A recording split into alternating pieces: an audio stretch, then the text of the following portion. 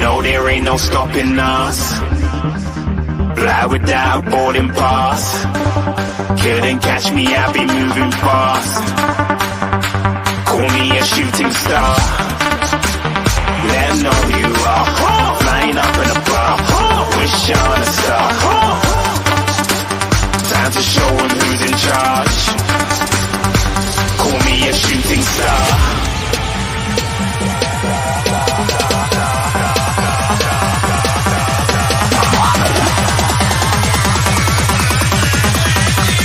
Shooting stars. Didn't even get to bronze.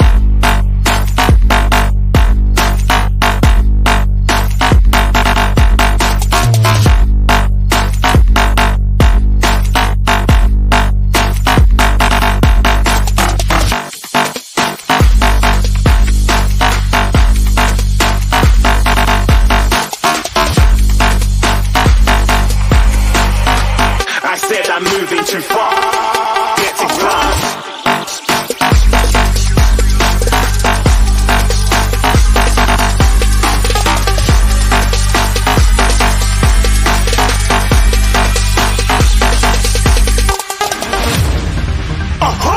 Looking at a shooting star. Got more than a couple of people going mad. I swear they're rooting hard.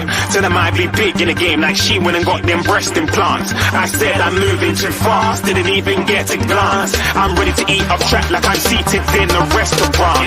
If you had swag like mine, you know it's best to flaunt. We aren't hating because you aren't. Shining like it's neon. Rock like Kings of Leon. Shooting stars across the galaxy. I stand out, so don't be mad at me. Infiltrate, I'm with my strategy. When I turn up, then I just have to leave. Shooting stars across the galaxy. I stand out, so don't be mad at me. Infiltrate, I'm with my strategy. When I turn up, then I just have to leave. Yeah, shoot, yeah, shoot, yeah, shooting, yeah, shooting, shot.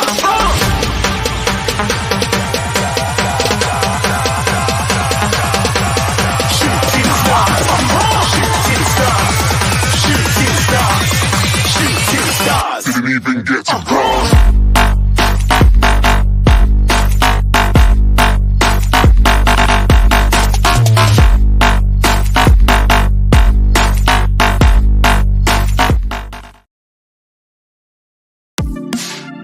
The first game we look for, Robbie. Tottenham away. When we got Tottenham away?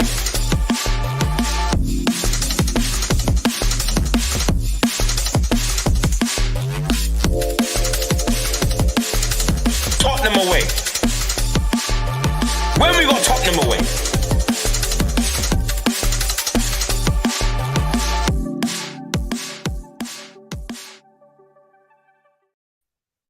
Good morning, everyone. How you doing? Welcome to the show. As promised today, I'm going to break down the new Spurs philosophy to you, or Angeball. That's what it's called. A lot of people call it Angeball. Let's go with Angeball.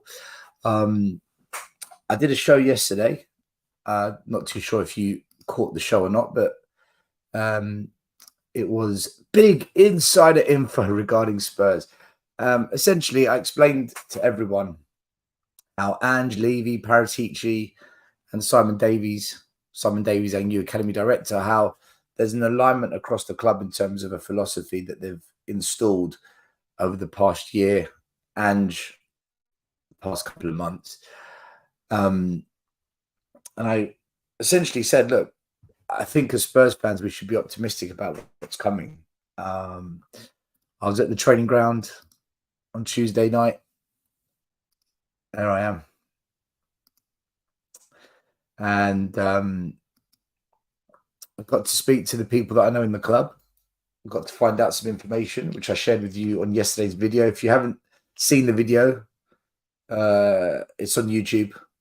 You can go on our channel and see it. So I just need some water. And I said that what I'll do is I'll break down to you what the philosophy is in a nutshell, what Spurs are trying to do.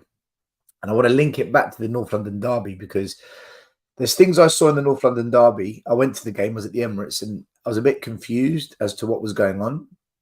But after going to the training ground, I totally understand now what was going on. And it explained a lot to me from a coaching perspective. And I think you guys as well, it would be beneficial to understand it as well. Let me quickly say hello to people in the comments. Eugene, big up to you, my man.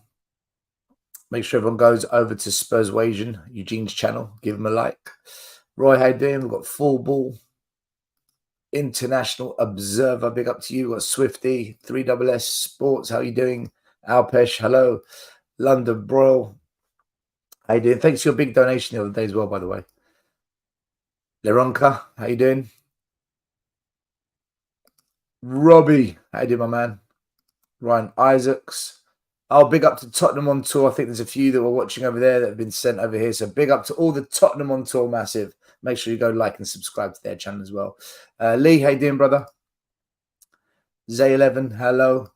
Elias, make sure you check out Step Up Spurs, Elias's channel. Give him a like. Kelvin, how you doing? We've got Ryan Mac F in the house. How you doing, Ryan? Big up to yourself. Hope everyone's well. I hope everyone's good.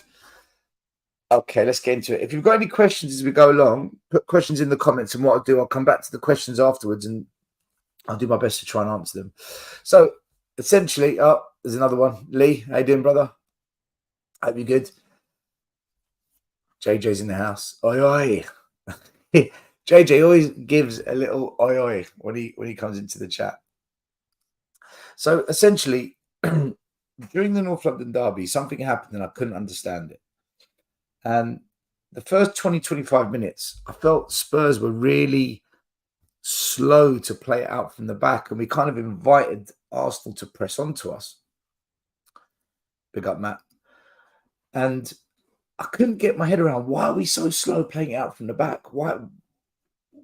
It's got to be quicker, because Arsenal have been playing for 4 years under Arteta almost. And their press is very good. It's very well organised. And I'm thinking to myself, why can't we beat the press? You know, or why are we doing it so slowly, should I say? Big up Spurs are all Full Ball. Donald Cullen, hello. And I went to the Spurs training ground. The new academy director, he's installed a philosophy the way all the teams now play.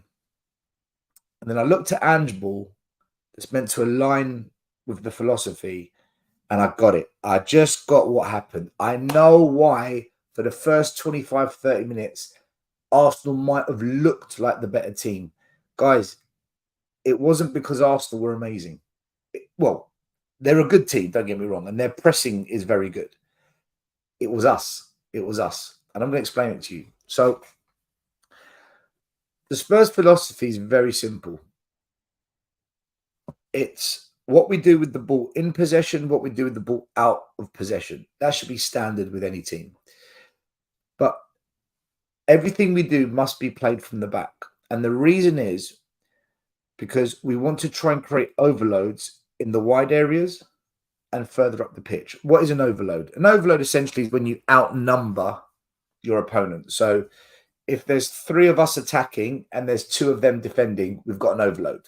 We've got more numbers than them. Likewise, if we go out wide and we've got 3 players and they've only got 2, we've got an overload.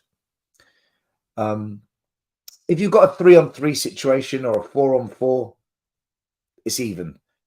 What you don't want is when there's 5 of them and only 4 of us, then they've got the overload on us. So how do we play the ball out from the back to create an overload? And this is essentially the foundations of the philosophy. So I'm going to break it down and show it to you. All right. Bear with me because I don't have access to amazing technology. So this is a 4-3-3 formation. Spurs are the team in white. All right. So number 1 is Vicario. Number 2 is Udogie. The 4 and the 5 are Mickey van der Ven and Romero. Number 3 is Porro. 6 is Basuma. 7 is Pape Sarr. 8 is Madison. The 10 and the 11 are the wide areas. So let's just say Solomon and Kulu. And the number 9 is Son. All right, for argument's sake. And the opposition is set up in a 4-3-3 as well. So this is Spurs v Arsenal. Now, what the players are being taught is how to beat 3 types of press. And once we beat the press, we then create the overload in a different way. So let me explain to you the 3 types of press Spurs are learning to beat. So the first press is a 2-man press. So here you can see that Vicario has passed the ball to Mickey van der Ven. So number 1 passes to number 4. An Arsenal player goes to mark Mickey van der Ven, the number 4, and another Arsenal player goes to mark the number 6, Bissouma. But notice how Bissouma moves slightly to the side. Okay, so if you look at the starting position, Bissouma's in the middle. But as soon as we play the ball to Mickey van der Ven, the number 6 moves slightly wide. Now that's done deliberately. This is coached. This is part of the movement off the ball. The reason he does that, Bissouma, is to take the red shirt slightly away from the 5. Because when there's a 2-man press, the next passage of play is for Mickey van der Ven to pass to the number 5, Romero, who passes to Porro. Okay, so let's go through that again. If 2 players press us, the movement of the ball has to be to go from one centre-back to the other, straight to the wing-back. And what that does is creates this, a 3v2. So the 5, the 3, and the 8 now have a 3 versus 2 in the wide area with the ball at the feet of Porro. So let's quickly go through that again. So 4-3-3. The goalie passes to Mickey van der Ven. The opposition put a 2-man press on us. Bissouma moves slightly to the left to pull the player out of position. And then we switch the ball from centre-back to wing-back. And then we've got our overload. We've beaten the press and we've got a 3 versus 2 overload. Now we can play the numbers and begin the attack.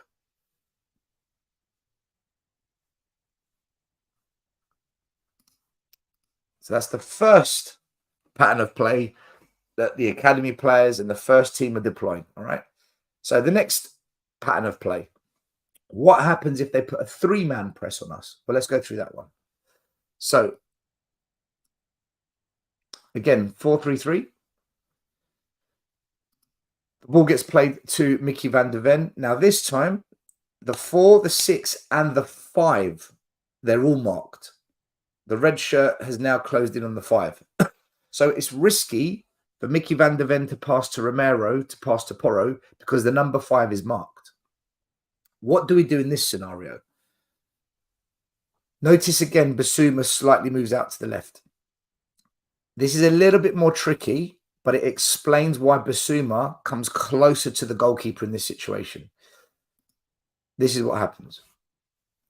So, the first pass will be from Mickey van der Ven back to Vicario. Let's call that pass A. Vicario now sends the ball to Bissouma. Why are you sending it to Bissouma?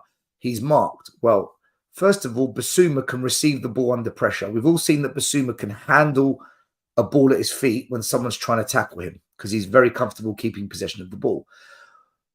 Bissouma then passes it back to Vicario, and then Vicario passes it straight out wide to Porro. Now, notice in a 2-man press, the way we beat the press is Mickey van der Ven passes to Romero, Romero passes to Porro.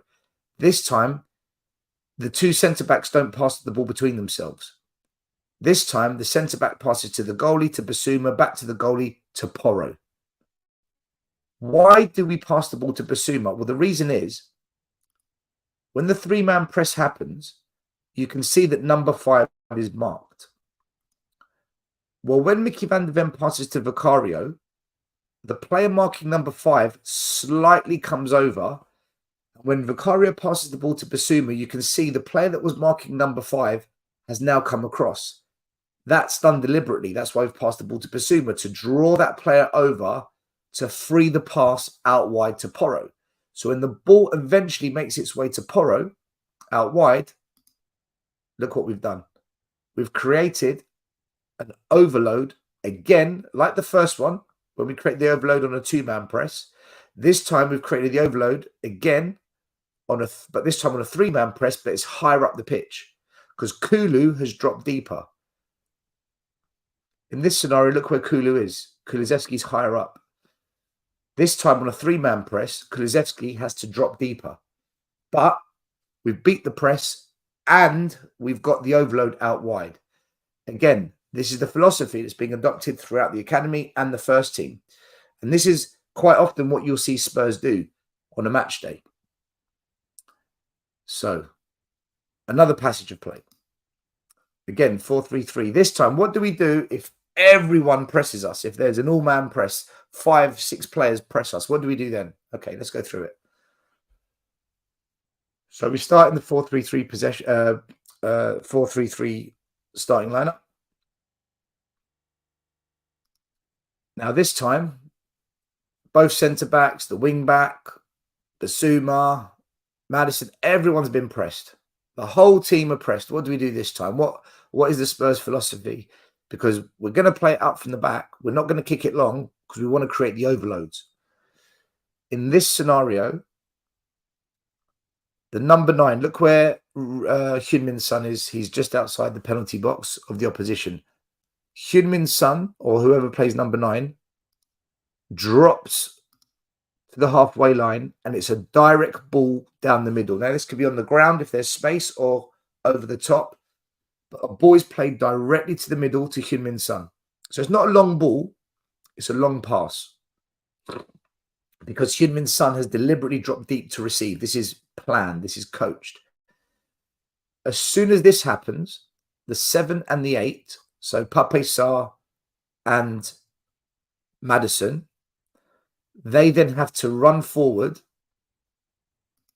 and we create an overload. 5v4. So we've beaten the press and we've got the overload. This time the overload is in the attacking third. So let's go through that again. We start 4-3-3. We're pressed by pretty much most of the attacking players and midfielders of Arsenal.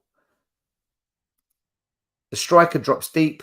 Notice as well how the 10 and the 11, they push up. So when the 9 drops, look where the 10 and the 11 go. They both push up. 10 and 11 push up. The 9 drops. The ball goes to the 9. The 7 and the 8, Basuma and Maddison, they then attack. And we should create an overload 5v4.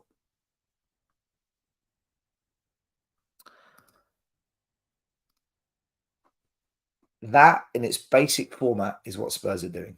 In its basic format. We play the ball out from the back. 2-man press, 3-man press, all-man press. And there's a different passage of play. If it's a 2-man press, it's literally centre-back wide. If it's a 3-man press, centre-back, keeper, Basuma, keeper, wide. If it's an all-man press, striker drops, straight ball forward, 7 and 8 push up, 5v4 overload up top. So can we create an overload here? Can we create an overload out wide, higher up? Can we create an overload up top? This is why we play out from the back. And the reason we struggled in the first 20, 25 minutes against Arsenal is because for this to work, the players need to know what kind of press is being put on them. So very quickly, the players need to recognize, are we facing a 2-man press, a 3-man press, or being pressed by everyone? Only until we recognize what type of press is being put on us do we know, right, this is the pattern of passing that we need to now use that we've been practicing. The issue is we're 6 weeks into our learning of how to do this. So when you come up against a team that's really good at pressing, Arsenal, they've had 4 years of practice. Arsenal's a very, very good team. Their press is very, very well trained. Where we're used to having maybe 3-4 seconds on the ball to read the game, is it a 2-man press, 3-man press? Is everyone pressing? Right, this is what we've got to do. And for everyone to move into position, we had maybe 1 or 2 seconds. And when you're in that learning phase, when you're in that learning curve, that's when the sloppy passes, Maddison losing the ball, players making silly mistakes, not moving the ball quick enough. That's why those things happen, because we've never played a team where we've only got a couple of seconds to think, read the game, and then do what we've practiced. And Arsenal, at moments, forced a few errors on us. They caught us a bit cold. But as we adjusted and we got used to the speed of Arsenal's press, and we had to speed up our ability to read the game, as we sped up and as we grew into the game, as we learned, as we developed, we got control of the game. So where I was wondering, why are Arsenal all over us? Why can't we beat the press? Like, why aren't we playing it out quicker? I get it. The players have been taught to beat a 2-man, 3-man, all-man press. Okay? To know what is happening and what pattern of movement to use, they need to read the game first. And we haven't had enough games to be able to just look at what's going on with the opposition, and in the space of 1 second, I got it. I got it. I can read it. I understand it. We haven't had enough practice time. We haven't played enough matches against different types of team, different pace of team, different ability teams. The more games we play, the better we're going to be at this. There's no doubt. Practice makes perfect. So that's your philosophy. This is what all the academy kids are doing from the ages of 10 up to 21. It's what the first team are doing. And it's all about beating the press, creating the overloads, using the overload advantage, and punishing teams with creativity, good passing, and clinical finishing. That is essentially what we're doing.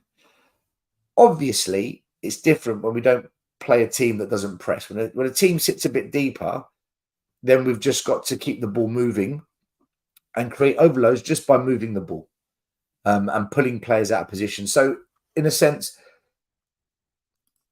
where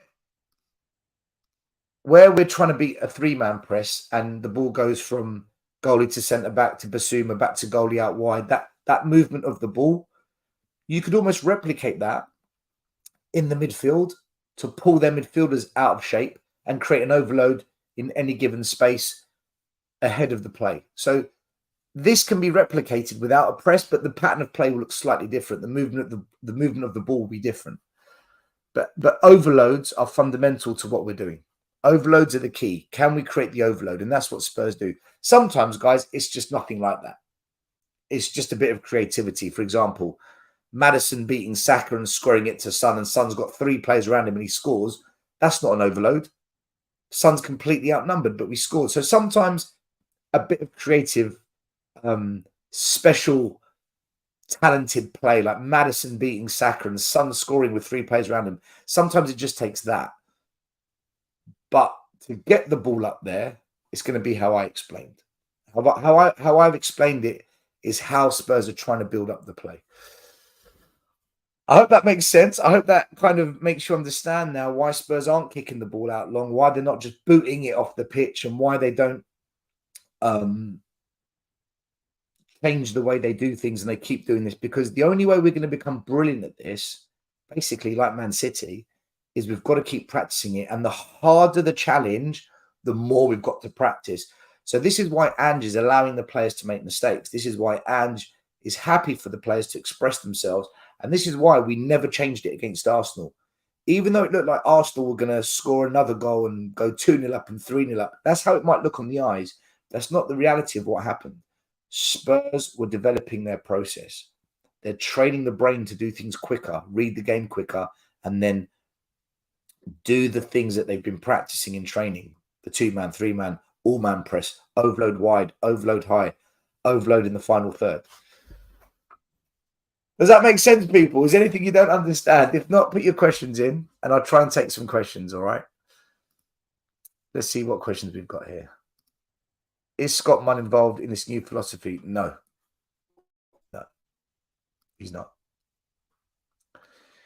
He's more of a commercial director as opposed to actual footballing guy, is my understanding.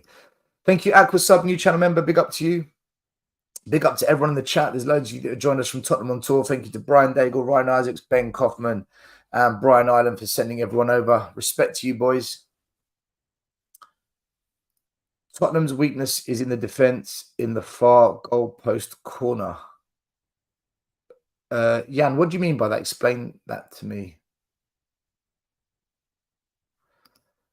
Therefore, the best way to hurt us is a two-man press. Why do you say that? Explain that so I can answer. Ange wants the team to absorb his football philosophy completely and carry out Ange ball. Correct. That's exactly what he wants. And this is why we didn't change it against Arsenal, Adrian, because like I said, where we struggled against Arsenal was our ability to quickly read the game and understand what type of press is being put on us is why we looked a bit sloppy. Arsenal coming at us aggressively with pace. You've got a few seconds to, understand, is it a two-man press, a three-man press, an all-man press? What are they doing to us? Because once we know that, we know what to do after that, but it's reading the game. And Spurs just aren't used to reading the game at that pace because we've not played a team so far that's pressed us as well as that this season. So that's why we looked a bit shaky. But the fact we learned quickly and we got into that second half and we started playing far better out from the back, far quicker, that says to me we've got a really good group of players that are learning quick. We've got good learners, which is surprising because normally these things take much longer to absorb and to be to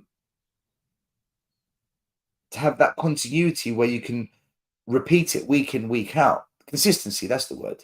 But we're consistently showing it. It's impressive. Just simple numeric advantage create overload, which leads to consistency and wins. It's all about the overloads, Jan. The playing out from the back is all about creating the overloads. Which type of press do you think can hurt us the most?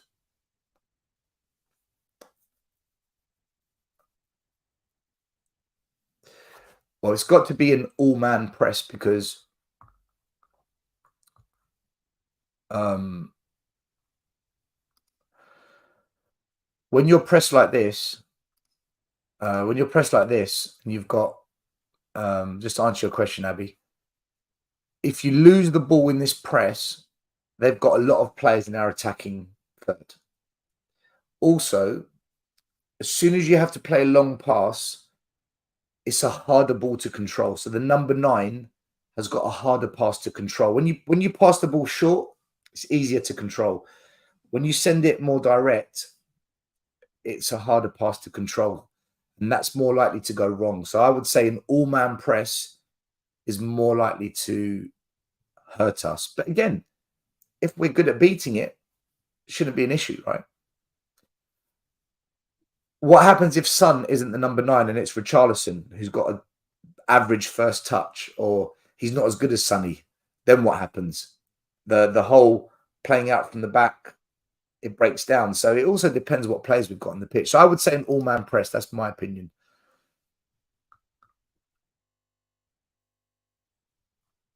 Morning, how you doing?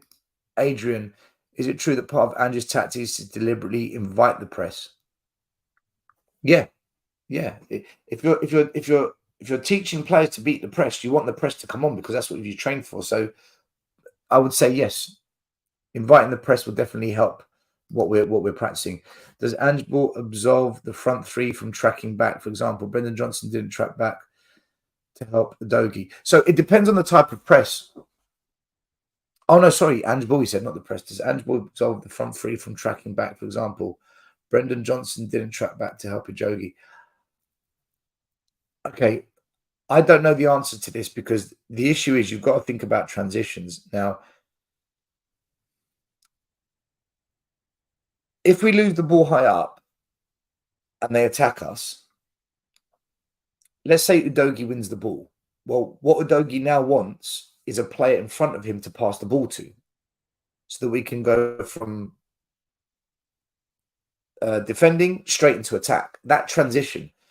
Have we got players in position ready for the transition? Now, each manager is different. I think there's going to be scenarios where the players will stay up, like you've described here. And I think there's scenarios where you don't want players to stay up. For example, if you're winning 3-2 and there's 5 minutes to go, you probably want your players to track back because you're winning. It depends what the scoreline is, how many minutes are on the clock, and it's managing the game differently depending on those scenarios. That's where Ange earns his money, right? Against Sheffield United, we threw everyone forward. and we got the winning goal. But as soon as we scored, we began to drop back a bit deeper to protect that lead. So I think it depends what phase of the game it is. I believe when Brendan Johnson was on the pitch, there was still maybe 30, 40 minutes left to go in the game, maybe more. I think he went off in the first half, didn't he? So with that much time left on the pitch, yeah, I guess Ange's going to be more reluctant to want players to drop because he wants them there for the transition. Because if you watch Udogie, what he does when he gets the ball, look how quickly he plays it forward. He either runs with the ball, then releases it, or he makes the pass quick. When we scored the winning goal against Sheffield United, as soon as Udogie won the ball high up, look how quickly he passed it. Like, he doesn't hold on to the ball very long. Udogie is a player that's very quick to release the ball. Well, that means he needs players in front of him to release the ball to. So it would make sense for Brendan Johnson not to run back. But again, I'm going to have to watch more Spurs games to be able to answer this question, Adrian. It's a good point, though. It's a really good point. To play this style, the players have to be super fit. So here's something that they said to me yesterday. Interesting. Great question, by the way. So when I was speaking to the academy director, we were talking about Oliver Skipp and his development. And he said to me, look, there's a reason Pape Sarr starts every game. And I said to him, okay, why does Pape Sarr start every game? Is he better than Skipp? Is he better than Alfie Devine? Is he better than Højbjerg? The reason Pape Sarr starts, one, yes, he's a good player, but two, his fitness levels are through the roof. And the one thing that all the academy players and the first team must have for Ange Ball is high levels of fitness. So, Peter, you are spot on. We have to be super fit. And I heard this inside the club on Tuesday night when I was there. And that's why Pape Mate Sarr, that's why he starts pretty much every game, because he's an engine. And the fitness levels of this guy in midfield, it gives a lot to the team and the way we're trying to play. So you're spot on, Peter. And what you've said, I've heard exactly the same inside the club. So you make a great point. Sorry, I mean three-man press because the overload we create is lower on the pitch and the extra pass to Basuma and back has potential for error. Look, there's an argument to say that, yeah, it could be more dangerous. And you're right, because look, when Maddison lost the ball, the three-man press could be more dangerous. But at the same time, I think when you've got more players in our half, it's more dangerous to lose the ball. So I guess this one's going to be more down to opinions. I can see why three-man press in your eyes would be more dangerous. In my view, I would say an all-man press is more dangerous. But losing the ball near your goal at any stage is not good, right? And we were nearly punished for it against Arsenal. So I think this question is more about opinion. Stel, did you ask Simon Davies why we sat Gabardini? So there were certain people there that made it impossible for me to ask that question. I am going to find out that there's someone else I'm going to speak to about this. I can't ask Simon Davies this question. I've only just gotten to know him. I've only met him the first time, right? It's not the kind of question I can ask from the off. But there's I'm going to find out, Eugene. And as soon as I find out, I promise you're the first one I'm going to tell. Back in the day, we were told to play a Christmas tree. Didn't have a clue what manager was. Football's changed since then. That was the old Terry Venable days. How much do you know about Scott Munn? Listen, I really don't know much about Scott Munn, guys. He wasn't there. I've never met the guy. I doubt I'll ever meet him. I think this is correct. I think he's more of a business commercial guy. He's not a football guy. That's my understanding as well. So I don't know how much influence he's going to have on the football side of things.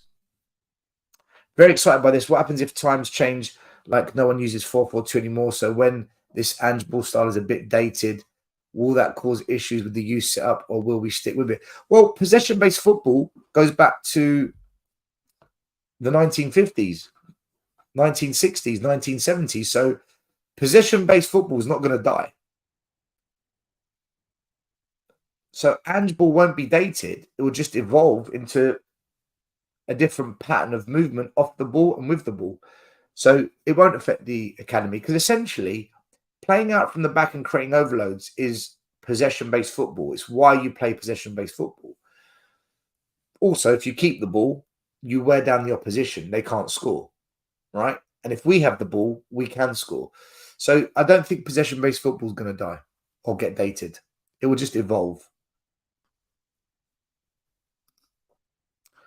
Cool, great points either way. We've got to be in good. So got to be good enough to beat any press. Correct. We've got to be good enough to beat any press.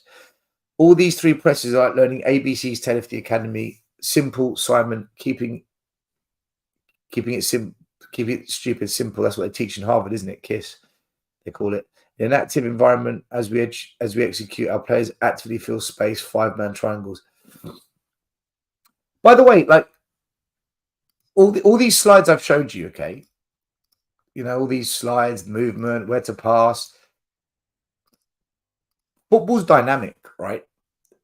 Things change in a game that question what's been practiced. You know, what happens if a player slips over?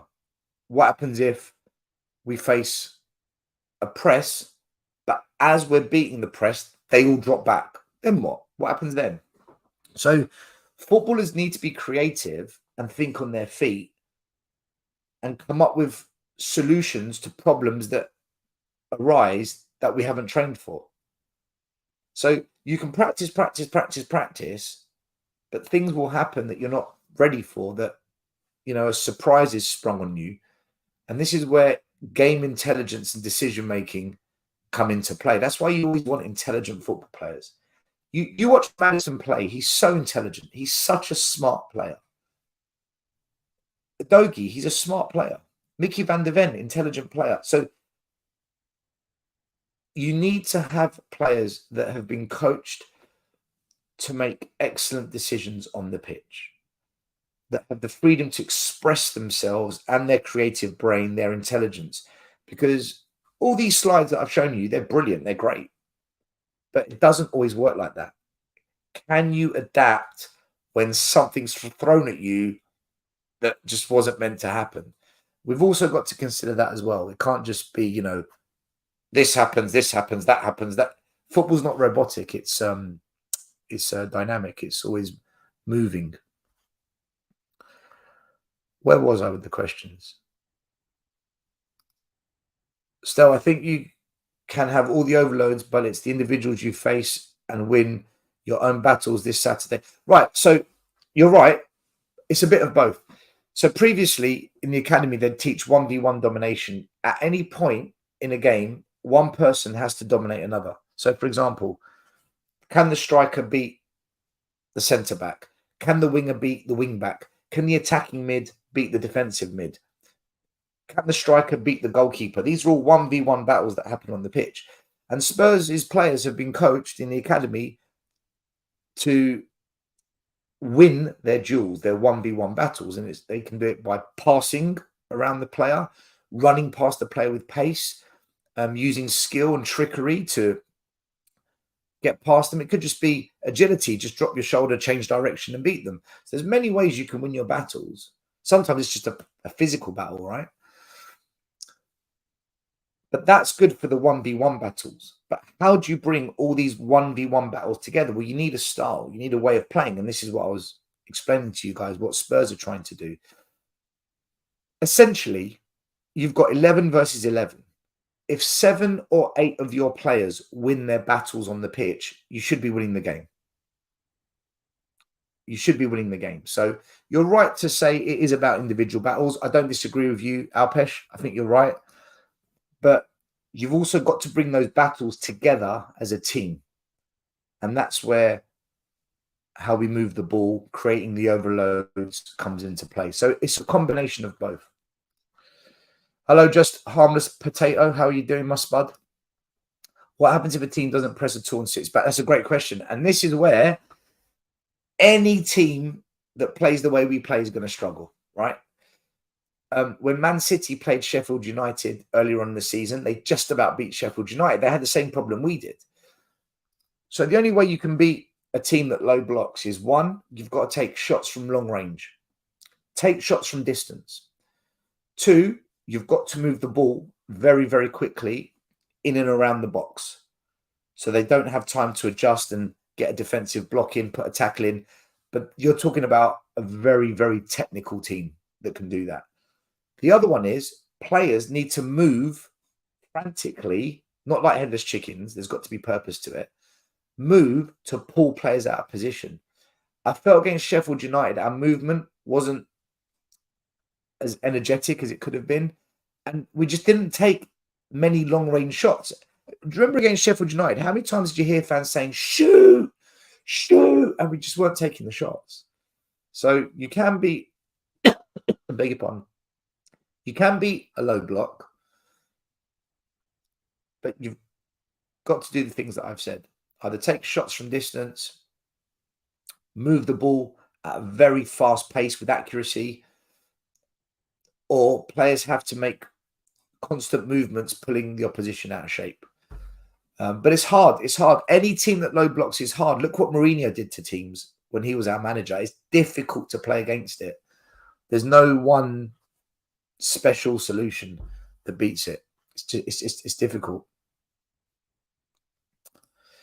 A follow-up to the fitness question. Are the players doing double sessions with only one game a week? And do the players study tactics and game analysis? Yes, the players study tactics and game analysis.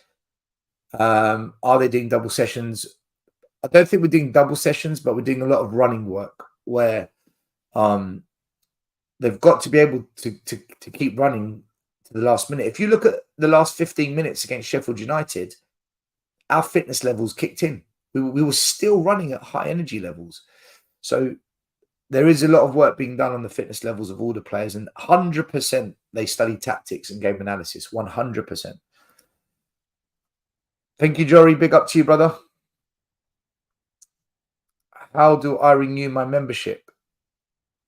Channel membership or Spurs membership? If it's Spurs membership, I don't know. If it's channel membership, you go to the home screen and it should say join. There's a join button. We all have Spurs changes, but even if we fly, we can have a ceiling with our current owners. Well, we're going to find out. We are going to find out about Nick. I'll tell you now. Well, we know already, but excellent analysis. Thanks for sharing your knowledge. Yeah, look, Michael, every time I go into the club, whatever I find out, I'll share with you guys. You know, if we begin to challenge, we will get very sore head banging against the See, this is going to be the defining moment, right? Once all this comes together, are we going to go and do the things that we didn't do for Poch? Are we going to go and do the things that makes us a big club? That's going to be the defining moment. El Said, how you doing? How much is left to players to work stuff out in a moment? A lot. A lot. Because, so when you're coaching a player, if you say to a player, do this, do that, do this, do that, do this, it's almost like holding like a controller and just, you know, like a games console. You don't learn like that. You don't learn when someone tells you what to do. What you should be doing is asking questions. You know, Kulu, what's going on with your positioning? I haven't told him where to go. I haven't told him where to move. I've asked him, what's going on with your positioning on the pitch? So Kulu's probably going to look around and ask himself questions. Am I in the right place? Could I be somewhere better? I'm developing his decision making. I'm not telling him what to do. Sometimes you've just got to tell players what to do, but Ange is more of the mold of, I'm going to ask you questions. It's for you to figure it out. And I'm going to allow you to make mistakes because I need to help you get to the answer. If I give you the answer, you haven't used your brain. And if I don't allow you to make mistakes, you're going to be scared to try something. So the players are left to work out a lot in the moment. But it's almost like there's some things that are non-negotiable. Like you must do it like this. Okay? You must do A, B, C. Non-negotiable. But D, E, and F, hey, it's up to you now. You know, you've got the freedom there. So it's a bit of give and take. Klopp will throw something unusual. The thing with Klopp is his team aggressively press. Like, they're so good at the press. But if we beat their press, which we should do, as long as we don't do what we did against Man United and Arsenal and we're slow playing out from the back because we're trying to read what kind of press they're putting on us. Arsenal's defence is vulnerable. Sorry, Liverpool's defence is vulnerable. Arsenal has a better defence than Liverpool, which means we should be causing Liverpool more problems. But Liverpool are better in the attack than Arsenal this season. And that's where we've got to be worried. How will Bentancur adapt to this new style? He won't provide the press that Mate Sarr does. No, but his ability to keep possession, link up the play and pass the ball is better than Pape Sarr. Bentancur is a better player than Pape Sarr. Much better player. Pape Sarr's got more fitness, though. That's going to be an issue. Listen, it's a good problem to have, right? Where do you put Bentancur? This is a good problem for Tottenham to have. We're going to need these problems. Choices, good options. When's the last time we had a good midfield option to come off the bench? It's going to be a difficult one, though, isn't it? Bentancur pressed Rodri from Manchester City, Etihad. And here we are questioning if he can press. He's going to have to get his fitness levels up, though, because he hasn't played football for almost a year. Other than points to the league table, I wonder what metric Ange and the coaches use to measure improvement with this. Ange seems to be the kind of guy that will listen to the fans as the metric. He seems to be the guy, he seems to be the kind of guy, how happy are the fans, right? I think that will be one of his metrics. But you know, Ange knows what his winning teams look like. Once he sees the team in the mold of his previous work, I think he'll know, right? He knows. I don't think Conte would have played Maddison if he had him. He was obsessed with two half backs, almost a flat back seven. I think he would have used Maddison, but in a different way, because he had Eriksen at Inter Milan. I think he would have used him differently. We weren't moving the ball around quick enough against Sheffield. Exactly. And this is my point. When you play low block, you've got to move the ball far quicker. I think Trent Alexander-Arnold will be having pop shots, and his distribution or lack of is key this Saturday. We wanted Conte and Co to overhaul the entire club, but leaving Co brought in Conte to appease the fans and to have a long shot chance for top four. Now the evidence suggests Ange is doing a real overcorrect. Well, Ange is doing what Poch said we should have done, Jory, in 2019 when he got sacked. Nice house, we need the new furniture. Code, or we need a rebuild. We're doing now what we should have done 4 years ago. That's the frustration with Levy. Do you think that having 3 captains and only 2 trophies to lift on the open-top bus when we definitely win the double may lead to friction? And is our trophy cabinet big enough for Ange's needs? I think the answer to your question, Kuva, is clearly we have to do the triple. The double's not good enough, mate. If we do the double, it's very disappointing for the captains. So we're going to have to do the treble. That's the simple solution. Do you think, as I do, that Decky could play as number 10 if Maddison gets injured, perhaps Lo Celso? I think Lo Celso would be better for it. Although Lo Celso, when he came on in the Premier, was it the Carabao Cup? He didn't look that great. But he looked so good in pre-season. It's weird. He's injured again, isn't he? This injury with Lo Celso is always a problem. He's always getting injured. I don't know until we try it. We've never tried it before, Adrian. I'd like to see Kula as a 10. I'd like to see him do it. But Maddison's so bloody good at it, man. It's very hard to replace him. I've never seen a fan base get so hyped and celebrating a draw against Arsenal like Spurs fans. You go on every show and every stream and you repeat this same message and everyone says the same thing to you. We're not celebrating the draw. We're celebrating the way we played at your ground, and we're celebrating the fact that you all said you're going to batter us and you didn't. You've been told this answer 20 times, Matthew, yet you go around like a 16-year-old child repeating yourself because you're not given the sweets that you crave. You're not getting the sweets from us, bro. Just get over it. You played us. You fucked it up. We move on. Agree. Players need to play instinctively. Did Conte inhibit this? Conte was more controlling. There's no doubt. Conte was far more controlling. Big up everyone in the chat. My brother Stelios, hope you're well. Big up Brian Daigle and the Tottenham on tour crew. Hope you guys are well. Matthew, you're an idiot. Oh, yeah, no. I've answered him. Change will not last long as Levy remains. Well, this is the problem, Andrew, right? This is going to be the big test now. He blew it with Redknapp. He blew it with Poch. He blew it with Jose. He blew it with Conte. He nearly, he lost so many fans that used to support him with the whole Stellini, Mason debacle, Nuno. If he doesn't get it right with Ange and the philosophy that's across the entire academy now and the first team and the link between the two, if he doesn't get it right now, I don't see how this man survives. Where do you go? But still, Arsenal were missing 4 or 5 starters, and Spurs were missing Bentancur, we were missing Lo Celso, Maddison went off injured, Son went off injured, Sessegnon's out. We don't have any players to come off the bench that even match the levels that we start with. We've sold Harry Kane, our best player. So, I mean, make excuses as much as you want. We outdid you. That's the reality of it. But the Spurs community is Poch overrated. Nah, I love Poch, man.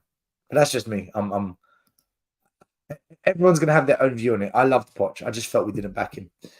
At Celtic, season 2, low block teams could not cope because of fast movement and use of whip. And this is what I'm saying, Peter. When you play a low block team, the movement has to be quick. It has to be frantic, but controlled, not headless chicken.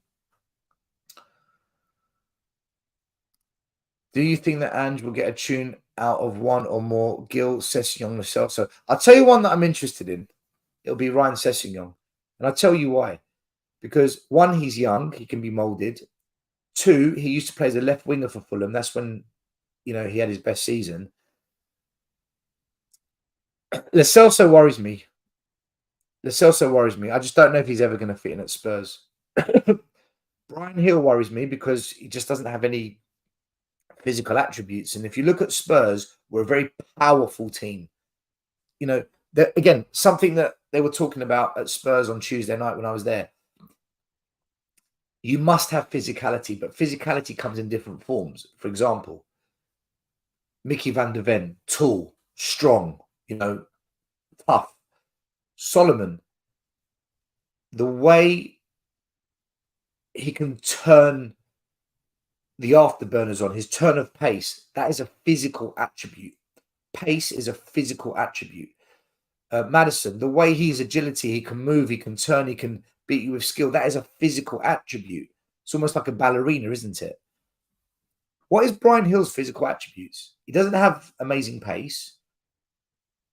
I don't see him beating players the way Maddison does, and he's not a big, powerful player. So my concern with Brian Hill is I don't know if he's got any physicality to his game.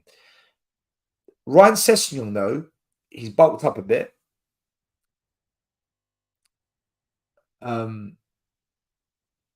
He can play as a left-sided player higher up the pitch. And I remember when we played Liverpool at Anfield, I think it was under Conte, didn't Sessegnon mark Mohamed Salah out of the game? I'm sure it was Sessegnon.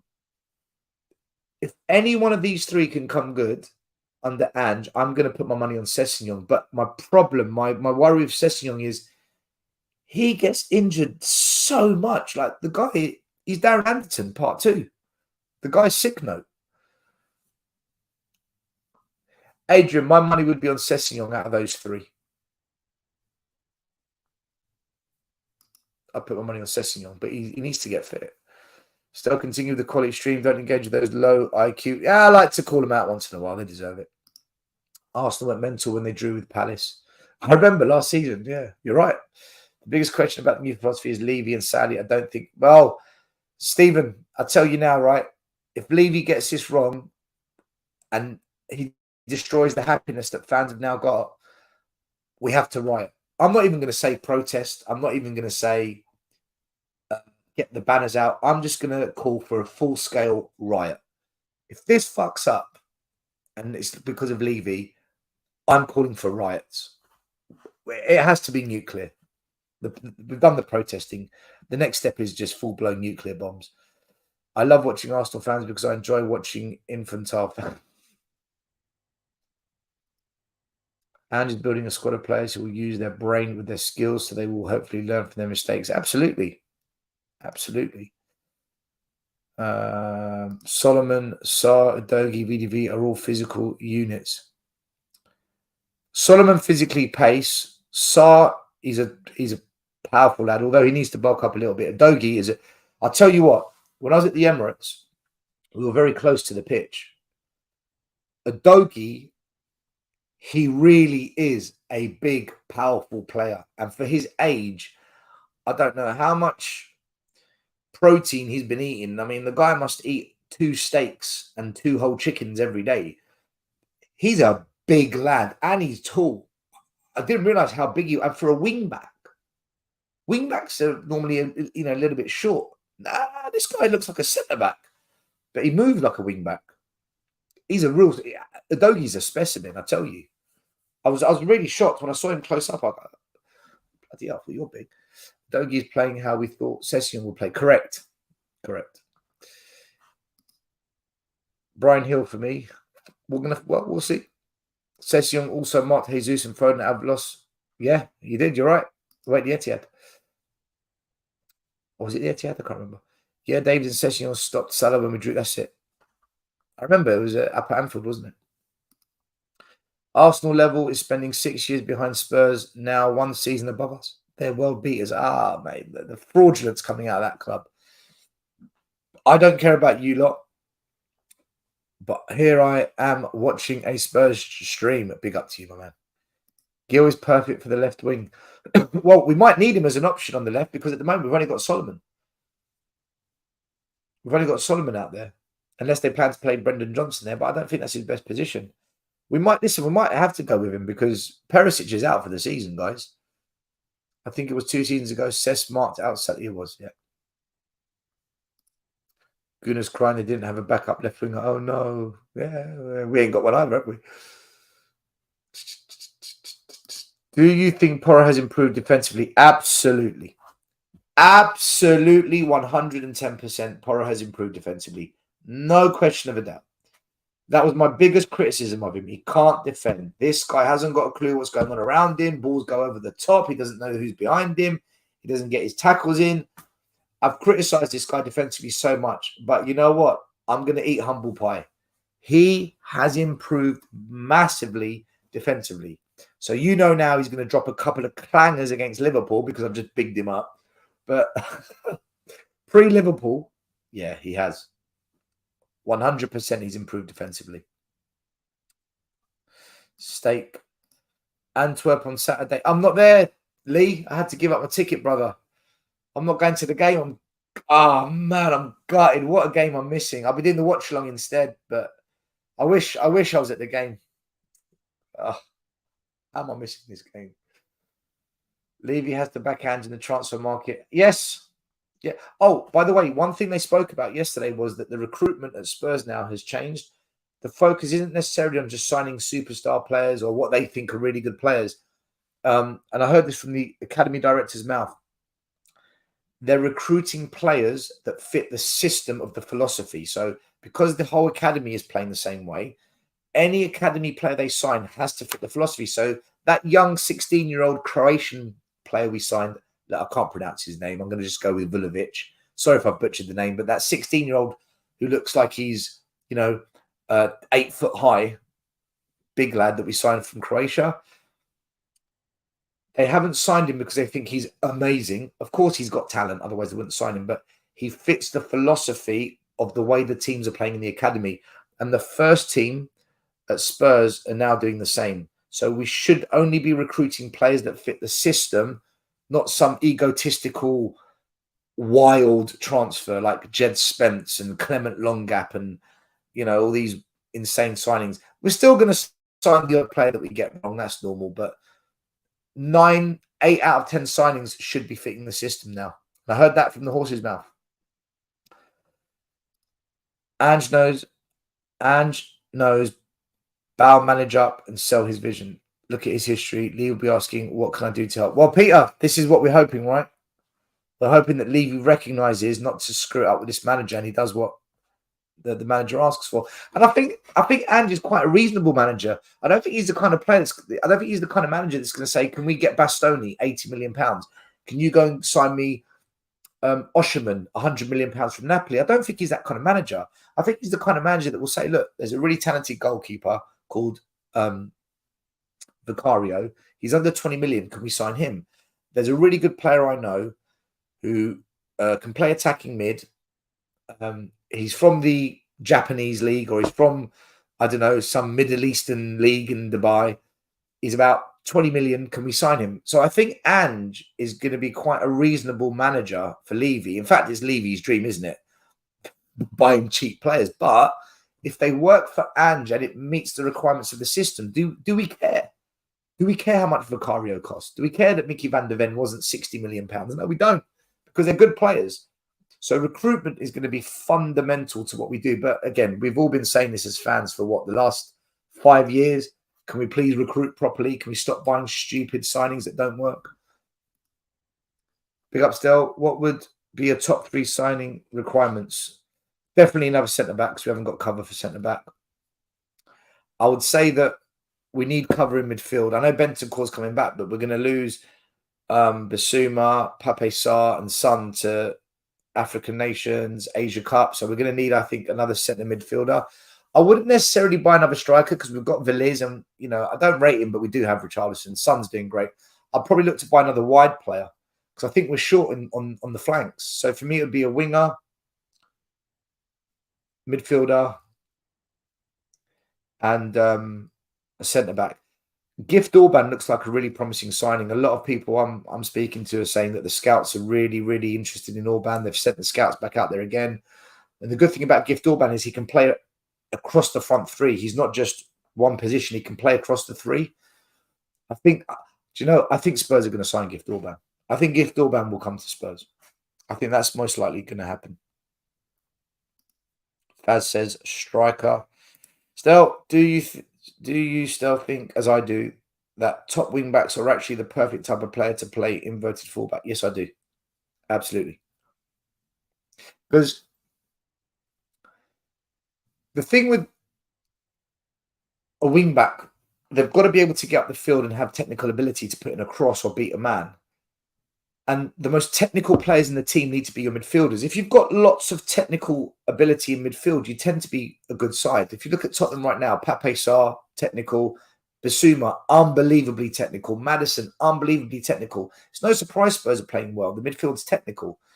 When you've got Sissoko in the midfield who lacks so much technique, what do we expect? What do you expect is going to happen with Sissoko in midfield, right? So, fullbacks, they have some level of technique. Like I said, they've got to be able to beat a player high up the pitch and they've got to be able to put a cross in. This is technical ability. So as inverted fullbacks, they've got technical attributes to drop into that midfield. So yes, I agree with you, Jorical. Adrian, if we recruit 2 players in January, what areas would you target? I was talking to Adrian in the chat. Stel, have we got anyone who can cross any ball in the box other than Madders? And yes, I'll be there Saturday. I'm not there Saturday, brother. I'm not there. Porro can put a cross in. Solomon can put a cross in, but not in the air. He's better squaring the pass on the ground. Kulusevski can put a cross in. But listen, let's be honest about it. Perisic was the best we had, and we've lost that ability with him. So I'm not sure. I don't know if we've got the crossing ability, if I'm honest with you. Porro has improved. Porro was still caught being statuesque on the far post from Arsenal's cross from the right. I think where his weakness lies as a defender is high crosses coming in over him. I think that's where he lacks, and that is his vulnerability.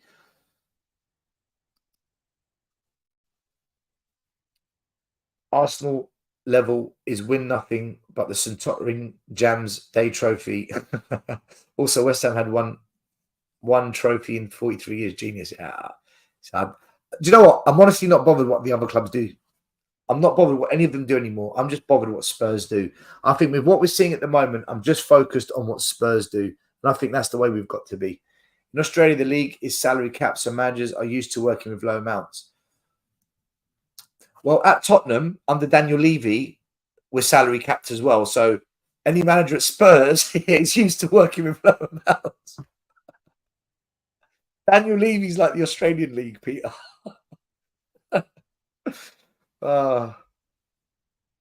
Lewis Kelly all day long. Matt loves Lewis Kelly. Honestly, Matt loves him. He's got an eye for a player, has Matt. Hope when AFCON happens, Bentancur will be back. He's going to have to be back. Do you think Veliz will get a chance this season? Yes, I do. And what type of game scenario would you play him? 1, when we need a striker to come on the pitch. 2, if we're winning a game 3-0, we're comfortable, we're in cruise control, bring him on. Let him play.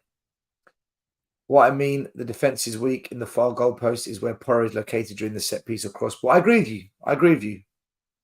That is our vulnerabilities, those high balls over the top. Brentford did it to us. Man United did it to us. Arsenal did it to us. I totally agree with you. Touchwood on his ACL rehab, but if he comes back strong, do you think Bentancur would be a good enough replacement for Maddison in that role? They're different players at Quad. They're completely different players. Maddison's a creative, dribbling, assist merchant, right? I didn't realize Maddison was that good at dribbling, taking on players. Bentancur isn't someone that's going to skip past 1-2 players. Maddison can. But Bentancur just keeps us flowing. He moves the ball quick. His passing accuracy is on point. He can feed a pass forward. Do you know the best way I'm going to describe Bentancur? Right? And you might think I'm a bit crazy. If Berbatov was a midfielder, he would be Bentancur. Does that make sense? If Berbatov wasn't a striker and he played midfield, he would be Bentancur. For me, Bentancur is the Berbatov midfielder. That's how I look at him. When I watch him play, I feel like I'm watching Berbatov in midfield, honestly. Just the way his brain thinks, the way he is on the ball, his touch, his passing, I just think it's like watching Berbatov, but as a midfielder. I don't know if that makes any sense to you guys, but that's how I would best describe Bentancur, the midfield Berbatov. Sancho on loan, I don't want him at Spurs. I think there's too much trouble there. I think there's too much baggage, and we're a team that's got harmony, and I think that risks disturbing the harmony of the camp. I don't want Sancho. I rate him as a player, but up here, there's too much going on. And Ndidi, I take him, yeah. I think Ndidi will be a great signing for us. Great shout. Attitude not good. I agree with Sancho. Levy's dream has always been getting a lot of academy players through. He said himself earlier that we can't compete with the absolute riches. Now where compete would be. Well, let's see what happens because the academy's had an overhaul. And Ndidi is injury prone. Yeah, he is, he's right. Who organises set pieces now? Giano Vio has left the club. Do you know what? I don't think Spurs practice too much on set pieces. I don't think Spurs are that way inclined. I think we practice more about getting the ball and playing. I watched a documentary with Ange before he joined us. Well, when we knew he was going to be our manager, I watched a documentary and he spoke about how he doesn't focus too much on the defensive side of the game. He focused more on winning the ball, playing, possession, and defense isn't something that he puts too much attention on. So I don't know if that's still the case. There'll be coaches in his team that work on defending, of course they do, but I don't think Ange is that too much bothered by it. He doesn't ignore it, but I don't think he's heavily bothered by it. Was taking off both Son and Madders together was too much of a tactical change. I think they were just knackered. I think, do you know what? I was talking to a couple of Australian Ange fans. They're all watching Tottenham now, the Australians, because they love Ange. And they said to me that one thing Ange does is he really considers the welfare of his players. And if he thinks his players might get injured or he thinks they're carrying a niggle or a knock and it could get worse, he pulls them off. And he's got a habit of doing this. He did it in Australia. He did it in Japan. Player welfare is a really big thing with him. Now, whether you agree with it or not is a different story, but get used to this, because from what the Australian fans have told me, and I've heard it from quite a few, like 4 or 5 of them in different conversations have said it. Ange will protect his players when it comes to their health, well-being, fitness. Do you think any of the youngsters will break into the first team this season? There's a lot of promise, but we obviously never want to rush them into it. Well, they've been on the bench a few times this season. It's whether they get the minutes. And again, that's going to come down to what kind of game we're in. You know, if we're in a really difficult, tight game, you can't risk it. We need. See, against Burnley when we were 5-2 up, that would have been the perfect opportunity to do it. It's games like that where we need to bring in the youngsters. It's a shame we've gone out the bloody Carabao Cup, because that could have been a competition we could have used. You know, it's a real. You know, that's his only mistake, and that Carabao Cup got that completely wrong. Stel, would you get Vlad from the old lady or gift from Ghent? If you want an out-and-out striker, Vlahovic all day long. He's quality, man. Vlahovic is absolute quality. If you want a versatile player that can play multiple positions, then you buy Gift Orban. So it depends what you want. What suits the system? I'm guessing Spurs want versatility, so I think Spurs will go for Gift Orban. Where Arsenal or Chelsea just need someone to score goals, they would probably go for Vlad. Who's the better player? In my view, Vlad. Who brings more versatility? Gift Orban, which is why I think we'll sign Gift Orban. Do you think the new director of football coming in will have any impact to this new philosophy? Well, so the new director of football, whoever he may be, he has to match the philosophy. The philosophy is there now. So, like when Ange leaves Spurs one day, whoever comes in, the conversation, the job interview has to be, what's your style of play? Do you match the way the academy plays? Do you match the way Ange plays?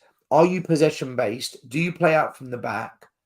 Can you work with players who are versatile in multiple positions? We have to hire someone that meets the philosophy of the club, not hire someone that's going to come and do a particular job for us. Barcelona, they only hire managers that play the Barca way. So if this philosophy is now the Spurs way, you can only hire managers and directors of football, to answer your question, football, that meet the Spurs way. Do you meet the requirements of the Spurs way? If the answer is no, you can't hire them. So I believe the director of football will have to meet the requirements of the philosophy. Because I tell you now, the academy is not changing what it's doing. No one's going to come in and say, right, change what we're doing. I heard it from the horse's mouth. Even when we had Conte, Jose, Poch, AVB, all these previous managers, the academy never changed the way it trained its players. Now they've adapted and they've got a philosophy, a style of play across the academy. That's not going to change. Simon Davies, the academy director, he hasn't come in for 1 or 2 years. He's come here to see this out. So whoever we hire has to meet the philosophy of the club now. It's what everyone's been crying out for. Philosophy, identity, style of play. Pedro Neto, yeah, I like him, good player. Bentancur is fast, has great vision, can beat the press, and he moves the ball quickly. Hey, Bentancur's a top player. How will we cope when Saab assume missing African Nation Cup and Sun is Asia? Well, this is why we need to sign players. Yeah, a lot of fans have said Eze. And Ndombele revival, I think he's finished, mate. It's done. Ndombele will not play for Spurs again. That's my view. Veliz is going to be a big asset. So Matt's got a few Argentinian connections, so he knows a thing or two about Veliz. I see the Berbatov Bentancur reference. Oozes class, absolutely. Our memories of Berbatov versus Charlton. Oh, do you remember that? Do you remember that goal? My God, man. What a player Berbatov was. Hypothetical then, Madders gets injured. Who from the current squad do you put in to try and fill in that role? How do you shuffle the starting lineup? Well, you're probably looking at moving Kulusevski inside into the number 10, but then who goes out wide on the other flank? Probably Johnson. Or you push Basuma slightly higher up and you bring in Højbjerg into the defensive mid. But is that the best way forward? I don't know. There is no replacement for Madders. How much have I missed? 1 hour and 15 minutes is what you've missed. Stel, your opinion of Vicario, whose saves ratios of 97%. I think Venom is an exceptional super keeper. Right. So, when we signed Vicario, I did a tactical analysis. And I said, my concerns with this guy is he doesn't come off his line and punch the ball or catch the ball. And he doesn't come off his line in 1v1 situations. I'm going to say something that has really surprised me with him. I don't necessarily think he needs to come off his line, like I said when I did my analysis on him. He's definitely better than what I thought, no question of a doubt. He's proving to be a fantastic goalkeeper, and I tell you what he does really, really well, and he did it brilliantly against Arsenal, and it's why he made those saves. His positioning is so good.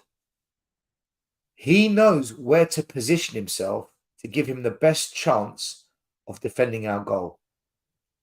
For such a young goalkeeper, honestly, up here, he reads it so well, knowing where to be at what time. His positioning is exceptional, man. I don't think he needs to come off his line as much as what I was saying. That was my criticism of him. I think his positioning makes up for it. He takes up. He knows when to go near post. He knows when to go across. He knows when to slightly come out. He's a really good goalie, and his shot stopping is. I mean, every game he makes a top save, and we're like, oh, good save, well done. Every game he does that. But his positioning is fundamental. It's key. And you know what? He's not bad on the ball. I thought he wasn't going to be as good on the ball, but he's all right. He's actually okay on the ball. I think Vicario is a really good goalie. I'm glad we never got Raya.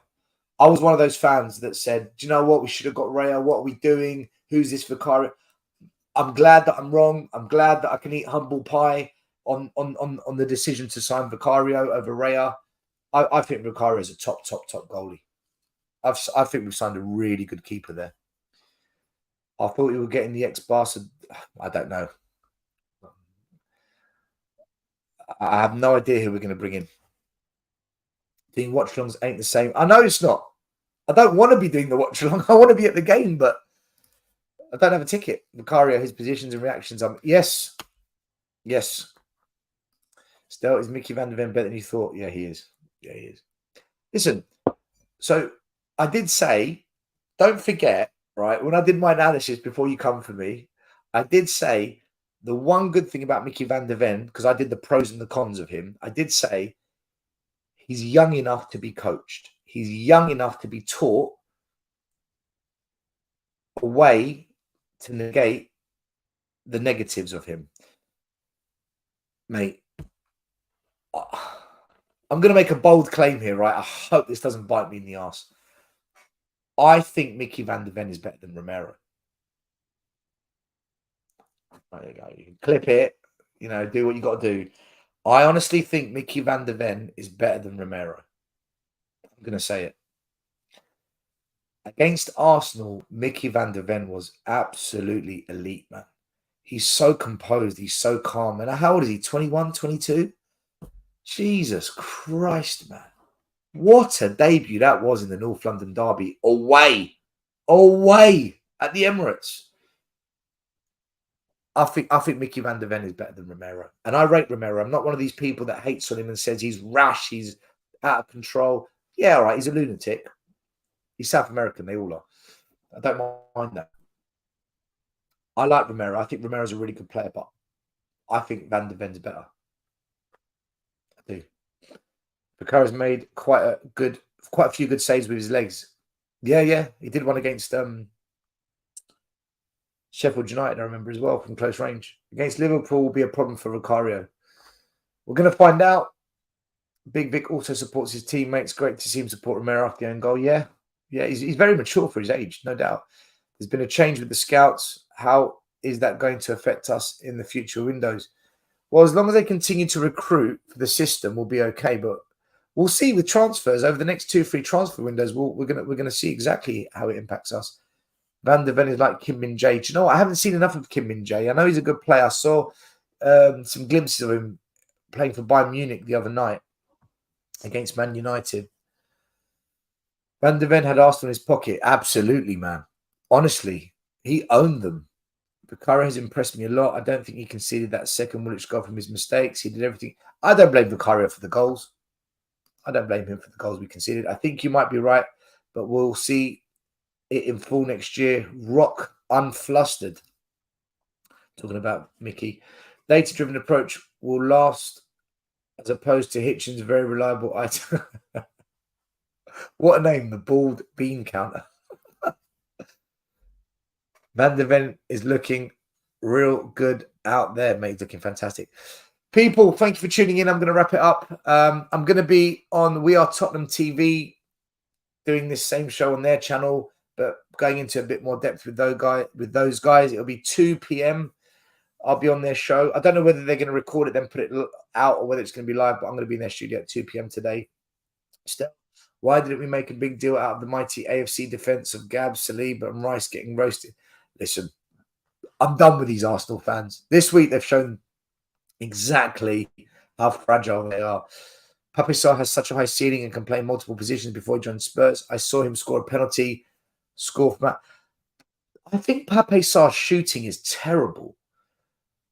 I just, every time he shoots, I mean, he scored a goal this season. I remember he scored a goal. It was against Man United, wasn't it? Yeah, he scored against Man United. But when he shoots from distance, like 12 yards, 15 yards, edge of the box, it's just terrible. He needs to practice. Big up. Big up. Morning, guys. Just in. We'll watch on replay. Marcus Edwards, his attitude wasn't right, Luca. His attitude wasn't right. Marcus Edwards was hanging around with the wrong people, and that's what cost him at Spurs. Thank you, Peter. A defence will struggle with Madison's son, especially if they stand high up the pitch. Sarr shooting like Sissoko. Yeah, exactly. All right, guys, listen, make sure you like, subscribe, hit the notification bell. Appreciate you all. And what day is it? Thursday. I think Mari's got a show tonight. I'll be doing a Premier League review tomorrow night with Matt, Coppin, Rafish. I think Will Stewart will be on that show as well, and whoever else wants to jump on. And then the watch along Saturday. Boy, another big game. We're going to get into it all. Don't you worry about that. Take care. Thanks for watching. And we will catch you on our next show this evening. Take care. The first game we look for, Robbie. Tottenham away. When we got Tottenham away. Tottenham away.